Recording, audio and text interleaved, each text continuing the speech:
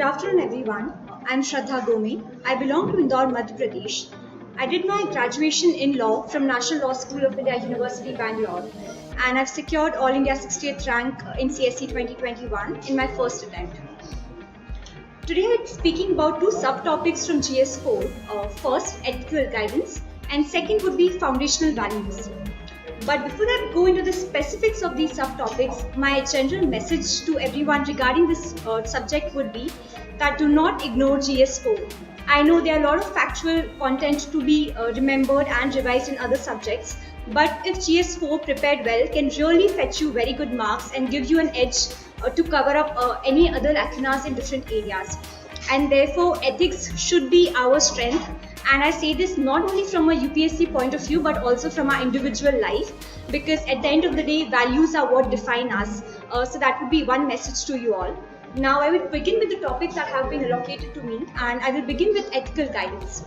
Now, when I say ethical guidance, as an administrator or as a civil servant, we have to take decisions every point of our work and on a very daily basis. In that aspect, it becomes very crucial that we are clear of what are the values, what are the laws, and what are the aspects that govern us and our work. And there's a beautiful saying which says that ethics is doing more than what law requires you to do and less than what law allows you to do. I think that's a beautiful distinction that's been created. And therefore, as civil servants, a strong foundation in law, a belief in rule of law gains a huge prominence in our day-to-day life. Now, when I took that topic, an important aspect that I wanted to touch upon was how to relate different topics in ethics. For example, when you say ethical guidance, there are subtopics within it, be it law, ethics, or values. And it becomes important that when you relate those topics, it gives you an edge. For instance, you can use this in case study. Case studies, you have different topics that are to be covered, different situations you have put through. In that aspect, it becomes that you know of the law that governs you. You know that the rule of law will always be the most important thing. And similarly, you can infuse values to add to the rule that's applicable.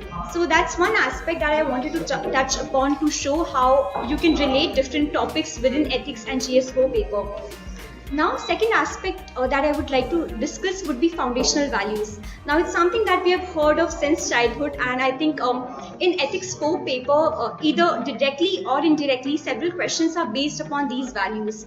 And I will not go into the academic portion of it, as in what are those definitions or what are the different aspects of those values. I think we all have enough content to cover that. I'll just share my general approach towards it.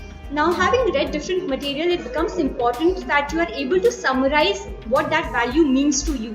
Now, a different value could mean differently to different individuals, and therefore your understanding and your presentation of that could create an edge or a distinction in your answer. Otherwise, most of us are writing similar answers. So to create that distinction, we need to be a little more creative and also a bit more original. And hence, it's important that having read different content, you are able to summarize what that value means to you. You're also able to explore different constituents of those values. And an important aspect that you can use in that sense would be your personal examples of where have you demonstrated those values, where you learned those values from. And I think that's where you will stand out. Another important aspect in foundational values that you can do is beautiful use of flowcharts to present those different aspects. For example, when we talk about emotional intelligence, we already have a very beautiful flowchart diagram that's available. I think these are the areas that you can create difference in your answer and really represent the person that you are. Because for a person who's checking your copy, they don't know you personally. The only way you are being known to the person is through the content that you've presented and the values that you have shown. So that would be one message from my side, that be original, be creative, and I can share from my experience that that originality and that creativity is definitely rewarded. With that, I will wish all of you all the best for all your future endeavors, and thank you very much.